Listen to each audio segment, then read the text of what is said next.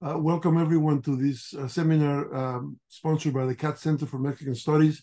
As announced, this event will be held in Spanish, but if you wish to ask questions afterwards in English, you're very welcome to do so. Bienvenidos todos a esta última sesión del trimestre del Seminario de Estudios Mexicanos del Centro CATS en la Universidad de Chicago.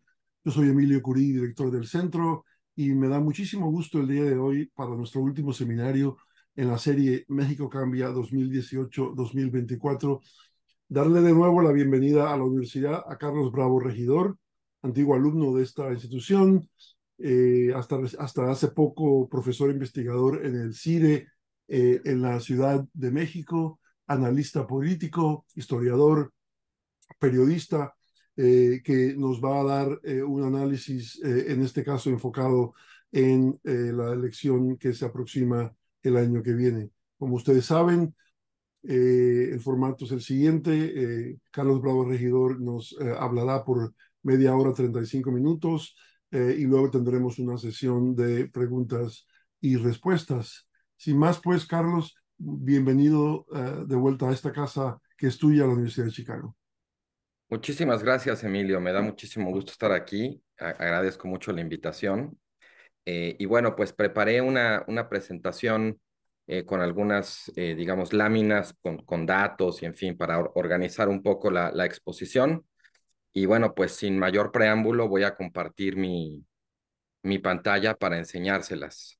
Déjame ver aquí, share. ¿La alcanzan a ver? Sí, sí, todo bien. Perfecto. Ok, entonces déjame ponerla así en grande para que se vea. Bueno, pues el título de la ponencia que preparé es 2024, una elección anómala pero normalizada. Básicamente el argumento que yo quiero presentarles aquí es que la de 2018 fue una elección normal con un resultado anormal y la de 2024 parece encaminada a ser una elección anómala con un resultado, sin embargo, normalizado. Entonces, bueno, iré como paso a paso para desarrollar este argumento y al final, bueno, diré, y entonces todo esto en qué desemboca.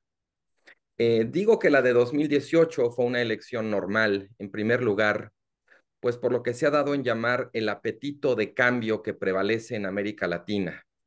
De 33 elecciones presidenciales que han ocurrido de 2015 a la actualidad, en casi el 80% han ganado las oposiciones y apenas en poco más del 20% ha ganado el incumbent o el oficialismo, ¿no? Eso nos habla de que a nivel regional hay realmente, digamos, como un descontento o un ánimo, un apetito de cambio, que en muchos casos se traduce, digamos, en una vocación ya francamente antisistema, pero en otros, pues simplemente lo que hay es mucha impaciencia de los electores, digamos, con los resultados insatisfactorios de sus gobiernos y pues realmente una intención de buscar como otras alternativas, ¿no? La elección del 2018 en México se inserta dentro de ese apetito de cambio que ha prevalecido en la región, con el añadido además de que el presidente Peña Nieto fue en general un presidente muy impopular. Básicamente le duró un año, un poquito más quizá, digamos, la aprobación mayoritaria, pero más o menos de principios, mediados de 2014 en adelante, su impopularidad no hizo sino crecer y terminó siendo el presidente más impopular en la breve historia de la democracia mexicana, cosa que también preparaba, digamos, la cancha, pues para que ganara un candidato opositor, como es lo que pasó. Además, digamos, en una situación pues de perfecta normalidad democrática, ganó el candidato de oposición que estaba mejor posicionado, que tenía más conocimiento, que tenía un balance de opinión más positivo y que además, como muestra aquí la gráfica del lado derecho, que tuvo el mayor nivel de crecimiento durante la campaña. En noviembre de 2017, la intención de voto por López Obrador andaba alrededor del 36%, y bueno, pues como todos saben, al final incluso rebasó el 50%. Eso, digamos, parece bastante normal dado el contexto en el que se dio aquella elección. Ahora, el resultado fue anormal en el sentido de que no habíamos visto nada similar, nada parecido en la historia, digamos, electoral de la democracia mexicana. Por primera vez, López Obrador ganó por mayoría absoluta, por más de 50% de votos y además con una distancia respecto al segundo lugar de más de 30 puntos. Comparado con 2012, con 2006, incluso ya no lo puse aquí, pero con 2000, esto es un resultado, digamos, absolutamente anormal. En México estábamos acostumbrados a que democracia fuera sinónimo de gobierno dividido. Y a partir de 2018 ese patrón se rompió porque el presidente ganó no nada más por mayoría absoluta la presidencia, sino que también ganó con mayoría absoluta, digamos, en la Cámara de Diputados. Primera vez que un presidente lo lograba, eh, y eso, digamos, es importante. También es anormal por la distribución territorial de su voto.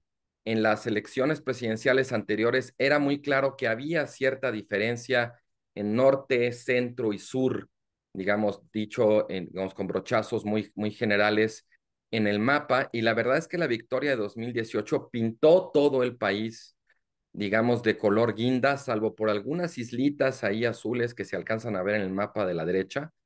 Y esto, digamos, de lo que nos habla es que fue un resultado anormal también en cuanto a que no siguió, digamos, la distribución tradicional, regional de la fortaleza de los partidos y realmente barrió como ningún otro presidente lo había logrado antes. Insisto, eso fue muy anormal. Esta lámina ya se las enseñé. Y finalmente, quizás una de las cosas de mayor trascendencia es que a partir de 2018 observamos una suerte como de colapso territorial de los partidos tradicionales, de los partidos de la transición democrática, PRI, PAN y PRD, en cuanto a las elecciones de gobernadores. En este indicador, la evolución política de México ha sido muy interesante. En 1988, el PRI tenía 32 de los 32 gobiernos de las entidades. Para 2018, entre PRI, PAN y PRD tenían 25. Y en cuestión de 5 años, para 2023, Morena y sus aliados tienen 23. Es decir, que la coalición obradorista ha logrado en 5 años lo que las oposiciones tradicionales de la transición no lograron en 30.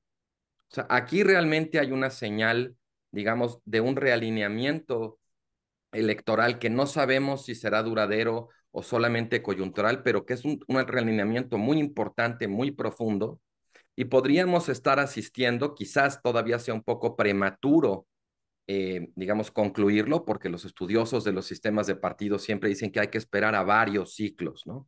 Pero podríamos estar, digamos, ante el surgimiento de una nueva hegemonía política. Ahora, ¿eso cómo compara con lo que estamos viendo hacia la elección de 2024? Yo decía que parte de mi argumento es decir que 2024 va a ser una elección anómala. En primer lugar, porque a lo largo de este sexenio se ha ido consolidando una suerte de disonancia entre la evaluación del gobierno y la aprobación del presidente. Encuesta tras encuesta encontramos que la evaluación es regular. Hay algunos aspectos en los que el presidente sale muy bien, o que el gobierno de López Obrador sale muy bien evaluado, particularmente en el tema, sin duda, de los apoyos sociales, pero en otros sale muy mal. Por ejemplo, digamos, sobre todo en el tema de la seguridad pública, ¿no? Entonces, la evaluación del gobierno en términos generales, la verdad es que no es buena, pero la aprobación del presidente es alta y se mantiene alta a pesar de shocks muy importantes como son escándalos de corrupción, como es la situación de la seguridad pública o como fue el mal manejo de la pandemia de COVID-19. Si uno ve el nivel de aprobación que tiene López Obrador, sobre todo a partir de la pandemia, prácticamente se estacionó entre el 65 y el 70%, y de ahí pues ha tenido algunas variaciones mínimas, pero se ha mantenido sorprendentemente estable. No es una popularidad, digamos, absolutamente inédita en la historia de México. Otros presidentes han tenido digamos, aprobaciones así de altas, pero sí sorprende en un contexto particularmente adverso que se haya mantenido ahí, que en cierto sentido el electorado no le transfiera digamos, la responsabilidad por la evaluación de los aspectos más negativos de su gestión, que de alguna manera la gente no le esté cobrando el costo al presidente. Y bueno, aquí les puse este código QR porque, bueno, hace un par de años hicimos un podcast que tenía la intención de ser casi como un documental sonoro, tratando de explicar esa disonancia entre, digamos, la evaluación de la gestión gubernamental y la aprobación del presidente. Si lo quieren escuchar, ahí, digamos, ese código QR los manda directamente para allá. Pero bueno, digamos, para darles como las claves de esa explicación, la disonancia la podemos explicar como una suerte de teflón, donde nada de lo malo, de alguna manera, se le pega al presidente. ¿Cómo podemos explicar ese fenómeno que es tan importante de cara a la elección de 2024? En primer lugar, bueno, por lo que se ha dado en llamar la polarización. En realidad, la polarización en el caso mexicano ocurre sobre todo entre las personas que están más politizadas. Cuando se trata de medir entre la población en general, bueno, claramente quienes se ubican más en los extremos a favor o en contra de, digamos, del gobierno actual, pues sí se notan más polarizados, pero hay un centro bastante poblado todavía. Cuando ya se exige algún tipo de identificación específica, aquí les muestro una encuesta de Alejandro Moreno, entre panistas y morenistas, se ve que ellos están realmente muy polarizados, pero la polarización, insisto, y esto se ve, digamos, encuesta tras encuesta, se concentra sobre todo en la parte de la población que está más politizada o más informada en torno a cómo está la política. En el grueso, digamos, de la población, la verdad es que no es el caso, no se ve tan polarizado en ese sentido, pero la propia dinámica de cómo están o de lo que representan los partidos políticos, sí se alcanza a ver esto que la ciencia política en Estados Unidos ha llamado el partidismo negativo.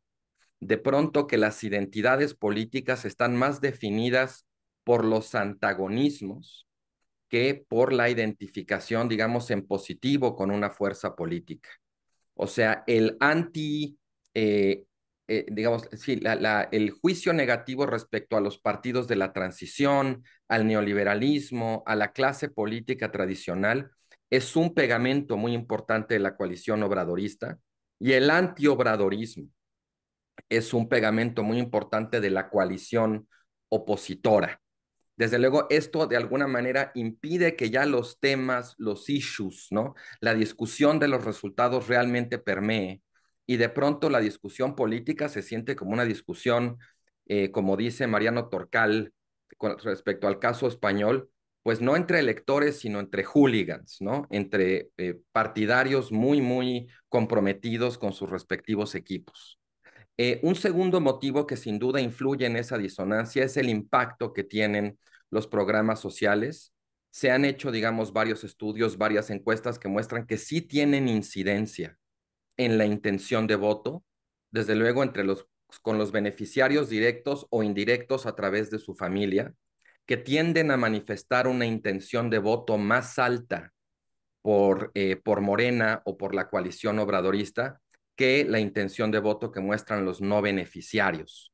Y eso también, desde luego, pues ayuda a fortalecer ese teflón del que vengo hablando. En tercer lugar, creo que es muy importante reconocer el peso que tiene el discurso, la narrativa, la propaganda que ha sabido desplegar con extraordinaria eficacia este gobierno. Yo siempre recomiendo este libro para quienes quieran profundizar en esto sobre el poder del discurso populista de Luis Espino, donde realmente Espino explica muy bien cómo el discurso, cómo la trama que ha sabido tejer López Obrador en cuanto a él, a su movimiento y ahora a su gobierno, crea una suerte de estado de excepcionalidad política donde el grueso de sus simpatizantes no lo evalúan en función de sus resultados, sino de sus intenciones, no de lo que logra, sino de lo que representa.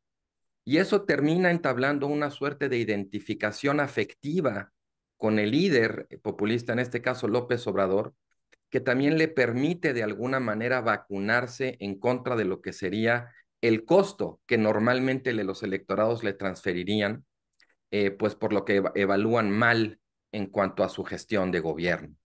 Y un cuarto aspecto de este teflón o de esta disonancia tiene que ver con el profundo descrédito de las oposiciones tradicionales, sobre todo del PRI en México. Encuesta tras encuesta, vemos que la mayoría del electorado asocia atributos positivos con Morena y atributos negativos con la oposición, sobre todo con el PRI. El PRI se ha convertido realmente en una suerte de Chernobyl electoral en la política mexicana. Es un lugar absolutamente tóxico, contaminado, de mala reputación, y que de alguna manera impide que los electores que quizás votaron por López Obrador o simpatizaron con él en 2018, pero cuya gestión los ha ido desencantando o están insatisfechos, realmente puedan migrar hacia el otro lado. En cierto sentido, como alguna vez dijo Hillary Clinton, de muchos votantes latinos respecto a los republicanos, decían, realmente they have nowhere else to go, ¿no? Bueno, Hillary Clinton se equivocó ahí y creo que también en ese sentido hay de alguna manera cierta ingenuidad de parte de la oposición cuando creen que simplemente insistir, machacar con la parte más mal evaluada de la gestión de López Obrador automáticamente se traducirá en que los electores migren para allá, porque en realidad la opinión que tienen los electores de los partidos tradicionales, insisto, sobre todo del PRI, pero también del PAN y del PRD, es una opinión mayoritariamente negativa. El PRI tiene negativos de -42 en esta encuesta de Buendía y Márquez de septiembre pasado, el PAN tiene -26, el PRD tiene -25. Los únicos partidos que tienen balance de opinión positivo, además de Morena, que tiene +57, son Movimiento Ciudadano y curiosamente el Partido del Trabajo y el Partido Verde. Entonces, realmente eso complica mucho la posibilidad, digamos, de activar un contexto de exigencia y de rendición de cuentas que permita traducir el hecho de que la evaluación de la gestión gubernamental no sea buena en un castigo o un costo en cuanto a la aprobación del presidente. Y esto tiene un efecto importante en la elección de 2024. Otra característica u otro atributo que me parece que hace de la elección del 2024 una elección anómala es el hecho de que la coalición obradorista, ante la debilidad de sus oposiciones, ha decidido tratar a instituciones que ejercen algún tipo de función como contrapeso como si fueran sus contrincantes. Particularmente estoy hablando del caso del Instituto Nacional Electoral, y también del Poder Judicial. Quizás podríamos añadir un tercero, que sería la prensa, tres instituciones fundamentales que ejercen de un modo u otro contrapeso respecto a las decisiones o al discurso del Poder Ejecutivo. Y en eso me parece que también ha sido muy exitosa la coalición obradorista, empezando por el propio presidente. Esto, convertir a los contrapesos en contrincantes, le sirve en primer lugar para mantener vivo el fuego del agravio que llevó al poder al obradorismo, esta sensación ahora sí como de revancha, de vamos a sacarlos, ¿no? Un poco a la Argentina, que se vayan. Eh, pero ya no se trata de los opositores que en realidad están débiles, se trata de instituciones que representan un límite, una restricción, como decía, un contrapeso en cuanto a la organización de las elecciones, en cuanto a la formación de opinión pública o en cuanto a la interpretación de las leyes, ¿no? Y en la medida en que los vuelve contrincantes, el propio gobierno no tiene que habérselas con sus fallas, con sus errores, ¿no? Y de eso le permite, pues, eludir la responsabilidad en cuanto a lo que no le ha salido, decir, no ha salido porque no me dejan, porque estos contrapesos que están ejerciendo de un modo u otro, sobre todo estos dos, su función constitucional en realidad son opositores que están de alguna manera copando estas instituciones y nos impiden implementar el proyecto de la transformación. Al final, de hecho, ya López Obrador ha dicho abiertamente que él, digamos que la elección del 2024 se va a tratar, digamos, de una reforma tanto a la manera en que se elige a los consejeros del INE, como a la manera en cómo se elige a los ministros de la Suprema Corte, y que querrá someterlo directamente al voto popular. Y esto a mí me parece, digamos, una señal muy clara digamos, de cierta direccionalidad hacia la autocratización del régimen, pero que está buscando una legitimidad electoral. Y lo que digo es que esto de convertir a los contrapesos sin contrincantes y ponerlos, digamos, deliberadamente en la boleta, es una forma de inducir una autocratización votada, lo cual pues constituye también una anomalía para la elección de 2024. Otra más es lo que se ha dado en llamar la elección de Estado, con respecto a lo cual pues ya vimos una primera muestra en el experimento de las precampañas anticipadas y en todas las irregularidades que se dieron, digamos, en cuanto al uso de recursos públicos, en cuanto a la intervención del presidente. En fin, realmente hubo un desafío muy abierto a la legalidad, particularmente del lado de la coalición oficial, y en buena medida se salieron con la suya. Las oposiciones también ahí cayeron en una trampa porque pues de alguna manera se dieron cuenta de que tenían que adelantar los tiempos de sus propios procesos internos para no quedarse atrás respecto a los tiempos del oficialismo, y la autoridad electoral, atrapada, digamos, en esa decisión, pues titubeó, flinched, como se diría en inglés, y al final mandó la señal de que, bueno, que sí iban a, de alguna manera, a violar la ley, que al menos lo hicieran de una manera que permitiera tratar de salvar las apariencias, ¿no? Y todo ese proceso se describió con una serie de eufemismos, diciendo que en realidad no eran candidatos, que estaban compitiendo por ser coordinadores del movimiento, en fin, una serie de cosas que solo mostraban realmente que la autoridad había quedado rebasada, que los tiempos legales habían sido rebasados y que ya realmente eran los actores políticos los que llevaban la batuta del proceso, particularmente la coalición oficial. Desde luego se vio una tremenda, y se va a ver para la elección del 2024, una tremenda asimetría de recursos en la competencia. Y no me refiero nada más a los recursos lícitos, sino también a cómo se ha volcado el aparato estatal. El propio presidente desde Palacio constantemente está haciendo campaña por su movimiento. En fin, hay una serie, digamos, de fenómenos que nos indican que aquí no va a haber una competencia pareja, que aquello que durante la transición o los años de la transición llamábamos la equidad en la contienda está completamente rebasado. Y por último, algo en lo que quizás no se ha detenido mucho la opinión pública o los analistas en México, pero a mí también me parece muy importante, es que hay un contexto de profunda desmovilización social. Si comparamos la cantidad de protestas o la cantidad, digamos, de movimientos de sociedad civil que están de alguna manera en la calle protestando, exigiendo, digamos, de cara a las elecciones con procesos previos y la verdad es que vemos que para esta elección no hay un contexto de exigencia ni remotamente parecido al que ha habido en elecciones anteriores, a pesar de que hay rubros como la salud o como la seguridad en los que este gobierno realmente va a entregar muy malas cuentas. Otro factor, digamos, estos son los factores que les decía que hacen de la elección de 2024 pues una elección bastante anómala. Sin embargo, creo que a pesar de esa anomalía, el resultado más que normal va a terminar siendo normalizado. En primer lugar, porque tenemos autoridades electorales todavía legítimas, digamos, designadas conforme al proceso, pero muy debilitadas. En primer lugar, porque tanto dentro del Tribunal Electoral como del Instituto Nacional Electoral hay mayorías de magistrados y de consejeros muy inestables. Realmente no se nota que haya un bloque que tenga claridad en cuanto a cómo ejercer su papel, a cómo interpretar, a cómo arbitrar las disputas entre los distintos actores. Hay muchas divisiones internas. También, bueno, sobre todo el Instituto Nacional Electoral sufrió un recorte presupuestal en año electoral muy importante, y el Tribunal Electoral tiene integración incompleta.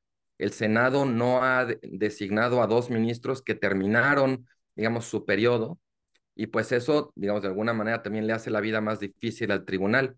Finalmente, ambas instancias han tenido criterios inconsistentes a la hora de fallar, digamos, en decisiones recientes en materia, por ejemplo, de violencia política por razón de género, en materia de financiamiento, de fiscalización, y ambos han mostrado, pues, una disposición inusual a transigir con la ilegalidad.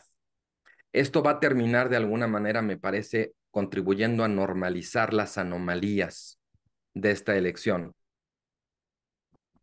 Un factor también importante que va a contribuir ya, digamos, a normalizar es la inercia que existe ya en México Ioan Grillo escribió hace poco un artículo muy interesante sobre este tema, sobre cómo conviven, digamos, pues la vida cotidiana en México con algo absolutamente disruptivo, como son, por un lado, la presencia de las Fuerzas Armadas y otro, el arraigo que ha cobrado el crimen organizado. En ambos casos tenemos dos situaciones de excepción perfectamente incorporadas ya en la cotidianidad mexicana, y más aún, ya no hay en el debate político ni siquiera la intención de construir, de imaginar, de proponer un horizonte alternativo. En el tema de la seguridad, el crimen y las Fuerzas Armadas, el debate ha cobrado un giro trágico, donde por un lado, pues ya se acepta que las policías, pues ya no tienen capacidad para enfrentar la inseguridad, para enfrentar al crimen, que tiene que ser a través del ejército, ya esa suerte de actor de última instancia es lo único que queda.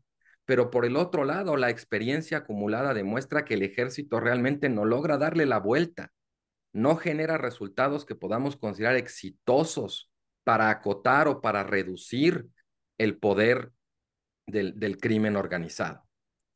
Eh, otro factor que sin duda contribuye a la normalización del resultado que parece tener, hacia el que parece apuntar 2024, es, bueno, lo que yo llamaría el uso y abuso de las encuestas. En, las, en los procesos internos de las coaliciones para elegir a sus abanderados, básicamente lo que se hizo fue sustituir la democracia por la demoscopía. Se hizo de alguna manera algo parecido a una campaña, a una interna, a una primaria, pero en ninguno de los dos casos la gente, los militantes o la población abierta votó, sino que simplemente se le consultó a través de una encuesta que le daba mucho mayor control a la dirigencia del proceso, le permitía minimizar costos, minimizar riesgos, pero lo que no hacía era de alguna manera proteger a las encuestas pues del uso político, de la mala interpretación. Sabemos desde siempre que las encuestas terminan siendo un recurso para administrar la percepción de la competencia, pero en este caso lo que empezamos ya a observar es que las encuestas, lejos de dotar de cierta predictibilidad al proceso electoral, lo que están haciendo es abonar a la desconfianza, porque de pronto en 1 o 2 semanas vemos encuestas que a lo mejor todas están más o menos igual, todas tienen al primero, al segundo, al tercer lugar igual, pero las diferencias son tremendas. Algunas muestran que la ventaja de Claudia Sheinbaum es de menos de 10 puntos, otras le dan más de 30, algunas ponen al segundo lugar en el tercero. En fin, realmente no contribuyen a estabilizar la percepción de la competencia, y ya se nota mucho cuán politizadas están, y esto me parece que va a terminar de alguna manera pues haciendo que mucha gente ya solo crea las encuestas que dicen lo que quieren creer, y esto va a contribuir a normalizar el resultado, sobre todo pues para los ganadores, ¿no?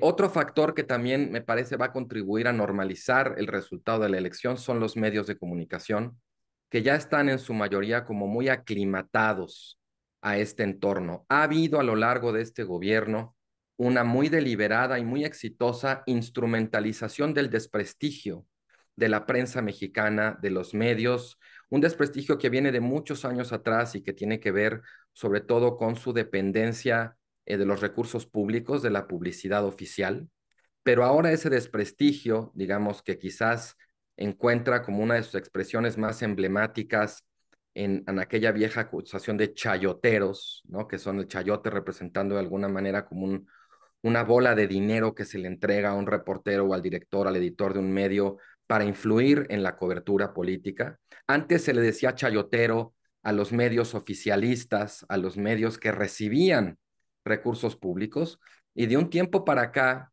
ese epíteto se dirige en contra de los medios críticos al gobierno, de los medios independientes, y digamos, ese completo desplazamiento en cuanto al significado y al sujeto de ese desprestigio, pues, digamos, termina ayudando mucho al gobierno. La verdad es que también tenemos una prensa débil, tanto por la dependencia de la publicidad oficial como por el hecho de que en muchos medios todavía prevalece la declaracionitis. Así la llamó Gideon Lichfield, corresponsal de The Economist hace muchos años, donde decía, es que en México se informa lo que dijo un político como si eso que dijo fuera la noticia en sí misma. Y de pronto se renuncia al esfuerzo de someter esa declaración pues al ácido de la prueba, a ver si es cierta o no es cierta, ponerla en contexto, buscar reacciones, ¿no?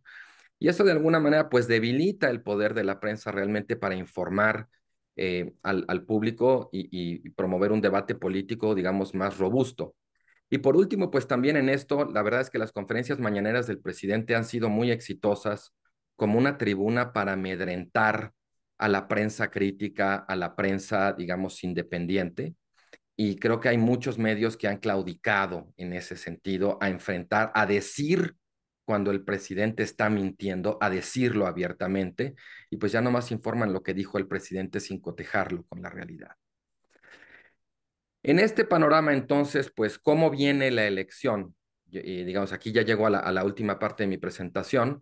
Esta es la encuesta más reciente de Buendía y Márquez, salió ayer, que nos muestra, bueno, que en términos de reconocimiento de nombre y de balance de opinión, Claudia Sheinbaum lleva la delantera, es una candidata a la que reconoce poco más del 70% de la población y que tiene un balance de opinión entre positivas y negativas arriba del 40%.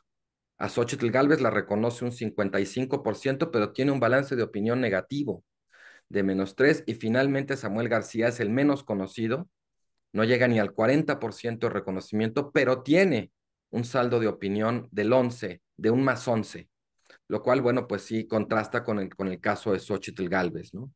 Eh, Ahora, en cuanto a intención de voto propiamente, bueno, aquí está la misma encuesta. Claudia Sheinbaum tiene en este momento 48% de intención de voto.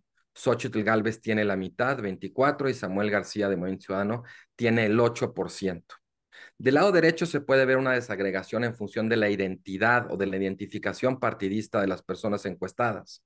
Y lo que vemos paradójicamente es que dentro de los quienes se identifican como panistas, 70% manifiesta su preferencia electoral por Xóchitl. Es decir, 3 de cada 10 panistas no están seguros de que, o no van a votar, o no están seguros de votar por Xóchitl Gálvez. Hay más priistas, 84% de quienes se identifican como priistas dicen que van a votar por Xóchitl Gálvez. En cambio, en Morena, Claudia Sheinbaum trae una intención de voto entre quienes se identifican con ese partido de 39%. Esto nos habla de la debilidad de las estructuras partidistas o de la rebeldía de los electorados de oposición frente al nombramiento de sus candidatos. Es perfectamente factible que a Xóchitl Gálvez que haya parecido una buena candidata por su capacidad de apelar más allá del electorado panista, pero que su perfil y sus ciertas inclinaciones progresistas terminen alienando a la que hubiera sido su base natural, que hubieran sido los panistas.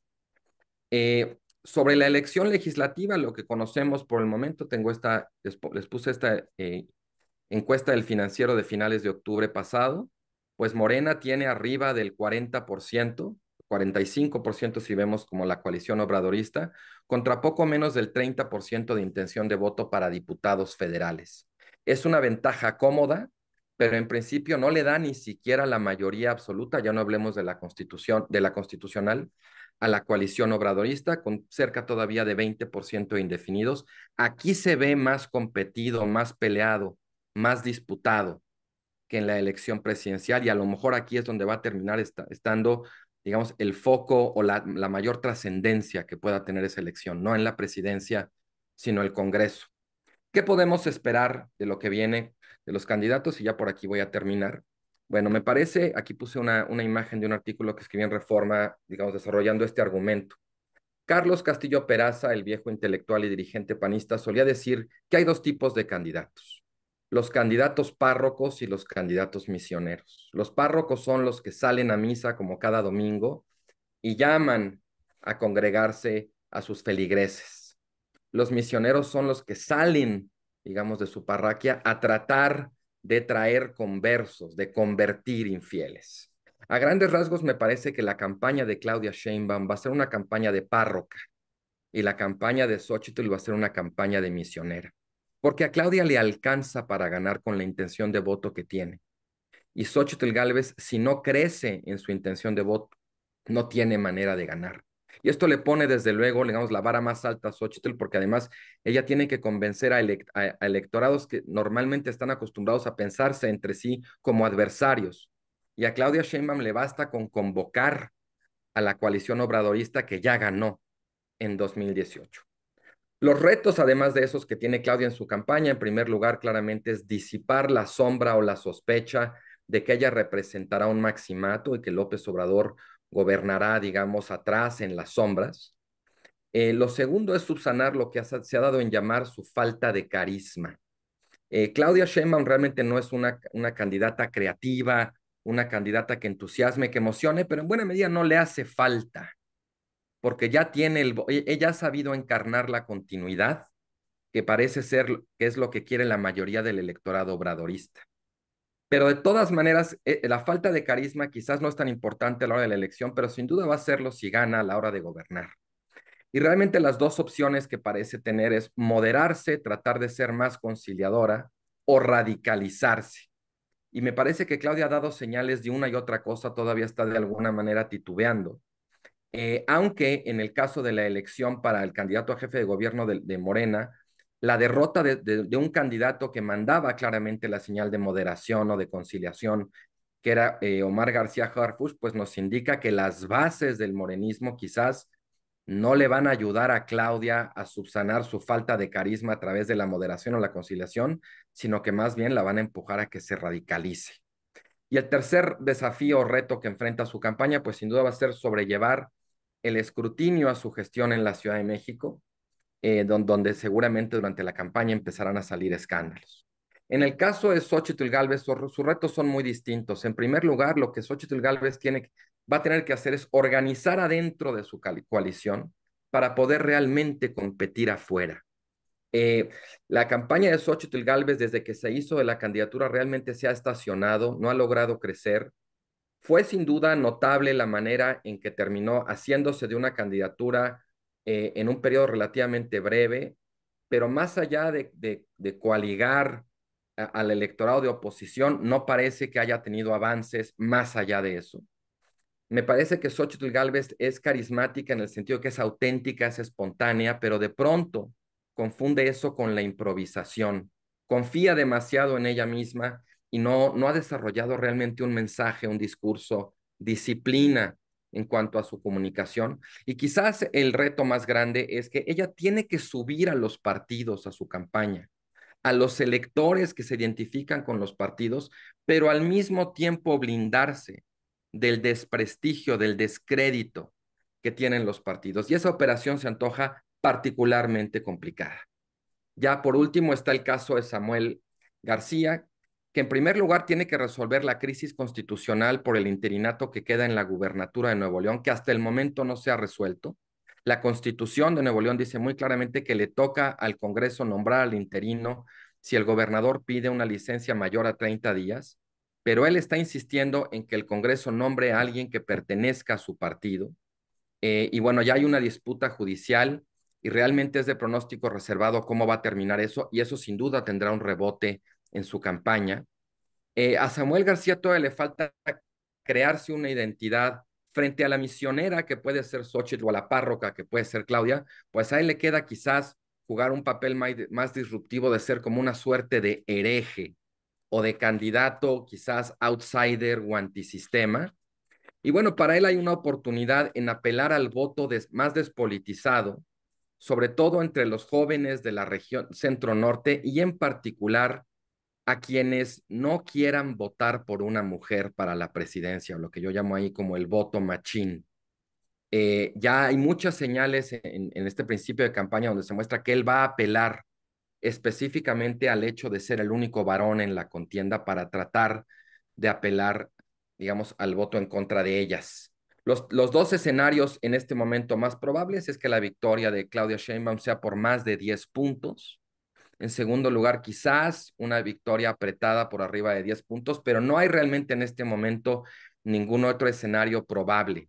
La mayoría de la gente cuando le preguntan dice que va a ganar Morena.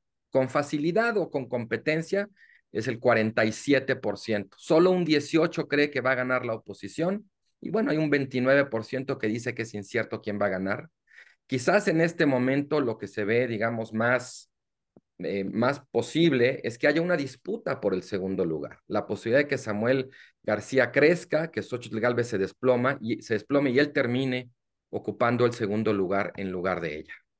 Para concluir, ya me acabé mi tiempo, yo quisiera dejarlos con 3 conclusiones.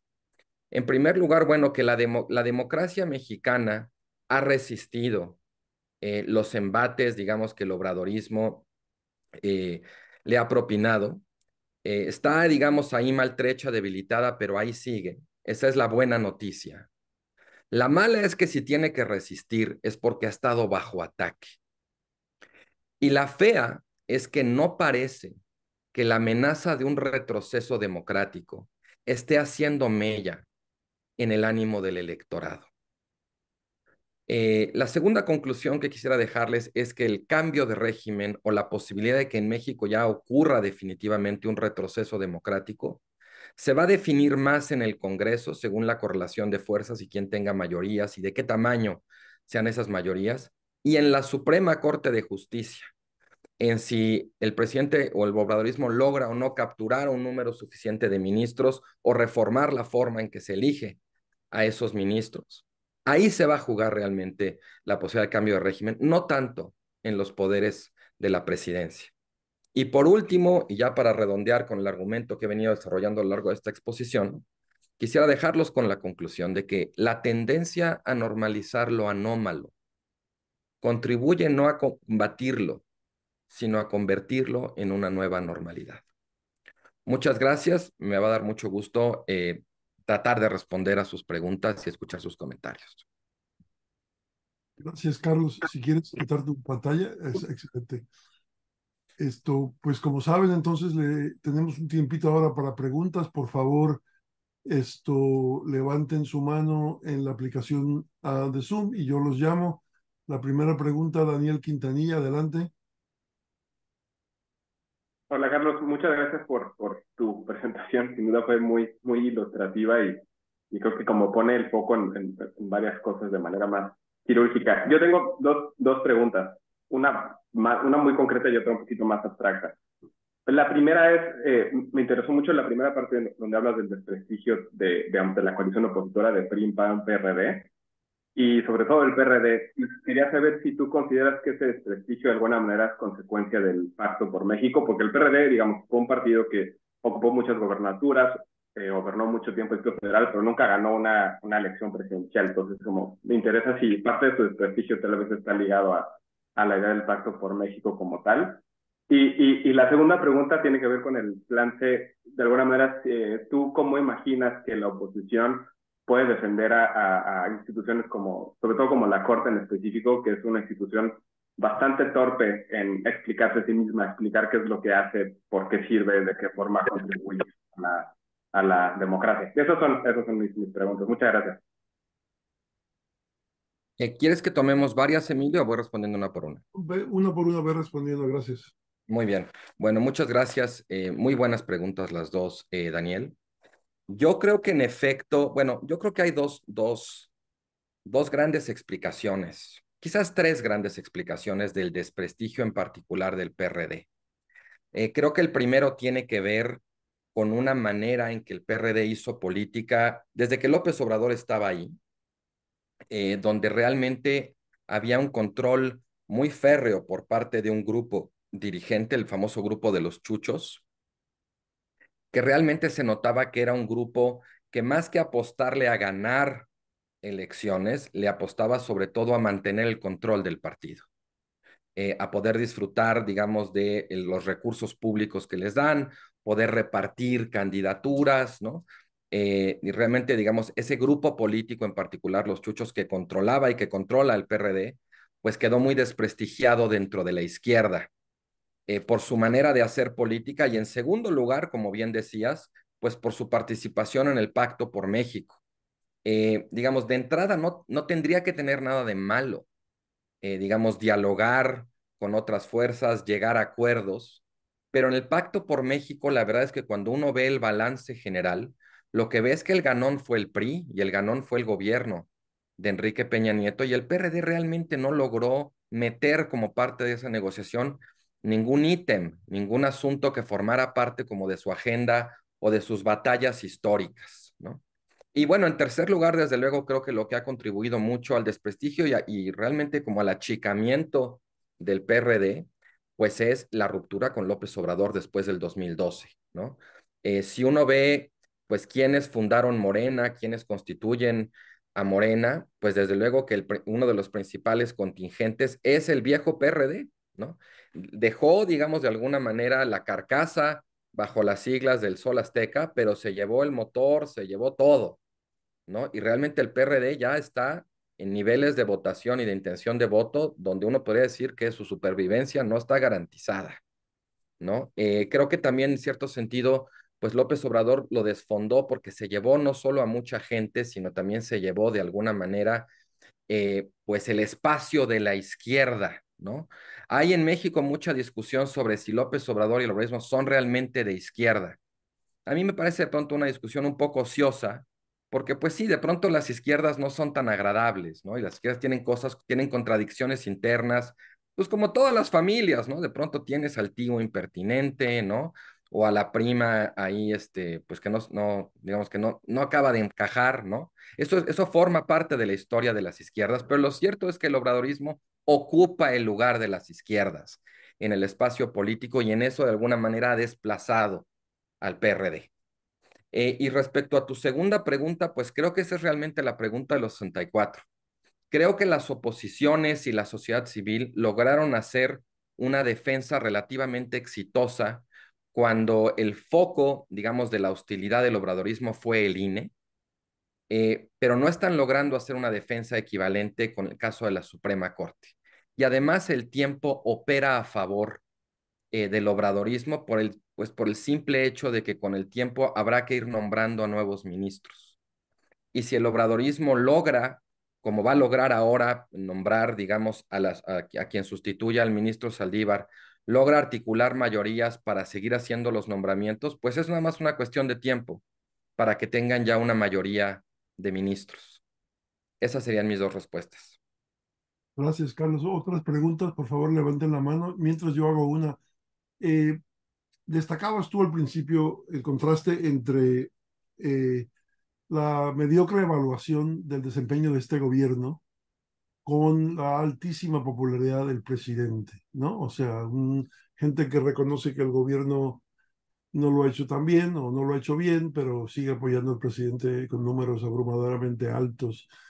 Eh, Viendo que, como dices, es en este momento bastante probable que gane Claudia Sheinbaum la presidencia, digo, falta tiempo, pero la pregunta es entonces si esa popularidad presidencial es de alguna manera transferible o no. Si no lo es, entonces ¿de qué estamos hablando? Porque por un lado, pues hablabas tú de aunque es prematuro, una posible nueva hegemonía partidista, pero fundada no en la evaluación del desempeño del gobierno, sino en la popularidad presidencial. Ausente esa popularidad presidencial, ¿se sostiene ese partido junto? ¿Se transmite esa popularidad a la nueva candidata o estamos hablando de un posible escenario de desmembramiento y fracturas? ¿Qué opinas? Mira, yo creo que hay como dos momentos para responder tu pregunta. Uno es la campaña y otro ya es el gobierno. Yo creo, en efecto, el tema del carisma o de la aprobación de un líder populista como López Obrador, desde luego es único y una y otra vez hemos visto que no es transferible propiamente a quien trata de sucederlo en el poder.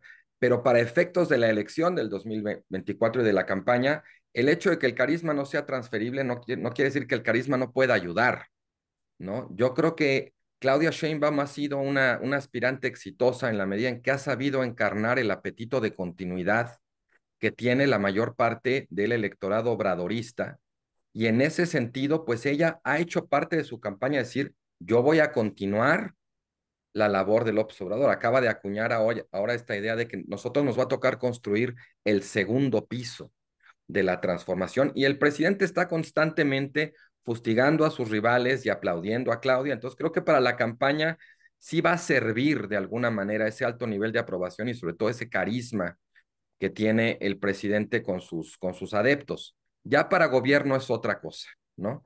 Y ahí, como decía en una parte de la presentación, creo que Claudia Sheinbaum sí tendrá que tomar una decisión muy estratégica, porque además, digamos, si no logra disipar la sombra del maximato, pues claramente habrá una tensión con el presidente López Obrador. Yo creo que ya la hay, de hecho, por ejemplo, en cuanto a que el presidente de pronto está marcando cuál va a ser la agenda del próximo gobierno o cuál tiene que ser la agenda de los legisladores de Morena en la siguiente legislatura.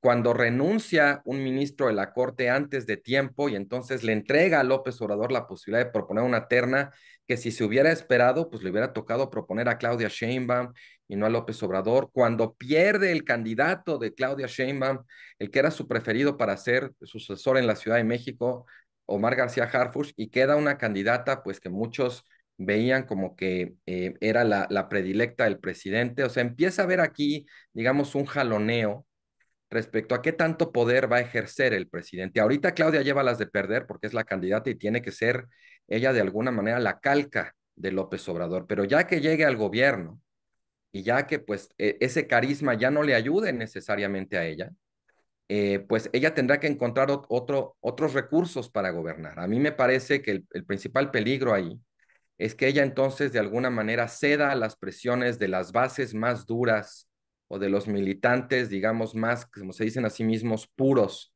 del obradorismo, y empiece a tratar, digamos, de mantener la cohesión de esa coalición, ya no con el pegamento que es el carisma de López Obrador, sino con una agenda mucho más agresiva o mucho más ambiciosa, digamos, en contra de la Corte, en contra del INE, en contra de la prensa, en fin, una serie de medidas que de alguna manera pudieran ayudarle a capotear, que ya no tenga al presidente a su favor. Si la tensión con el presidente llegara a un punto crítico, hay que recordar que una de las innovaciones de este sexenio es la llamada revocación de mandato, algo que se puede activar contra cada presidente. López Obrador tenía tanto control de la situación que la activó para convertir la revocación en una ratificación.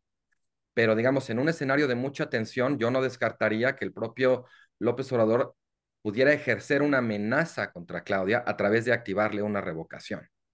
Entonces, creo que sí es un tema muy delicado, pero que quizás también la otra dimensión para terminar y acabar de contestar tu pregunta tiene que ver con el papel de arbitraje que ejerce López Obrador dentro de Morena.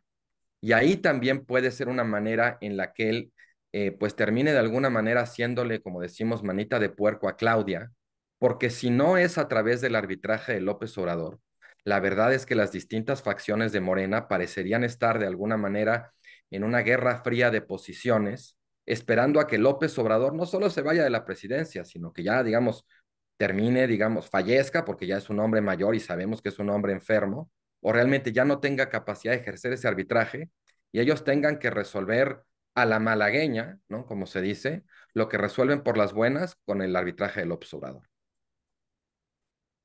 Y justamente ese era el asunto, las posibilidades de fractura que existen ahí, si López Obrador es el pegamento que une a Morena o los Digo, hilos. aunque el poder, estar en el poder, es un pegamento en sí mismo, ¿no? Da acceso a recursos, da acceso a posiciones, a influencias, pero de todas maneras creo que sí habrá una merma en cuanto a la capacidad de ese pegamento cuando sustraes de ahí, digamos, el liderazgo y el carisma del López Obrador.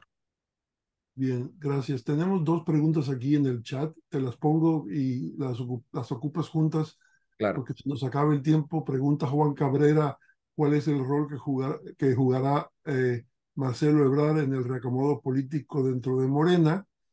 Y la pregunta de Camilo Ruiz es, ¿con cuánta certeza sabemos que Omar García Harfuch era el candidato de Sheinbaum y Clara Brugada de López Obrador?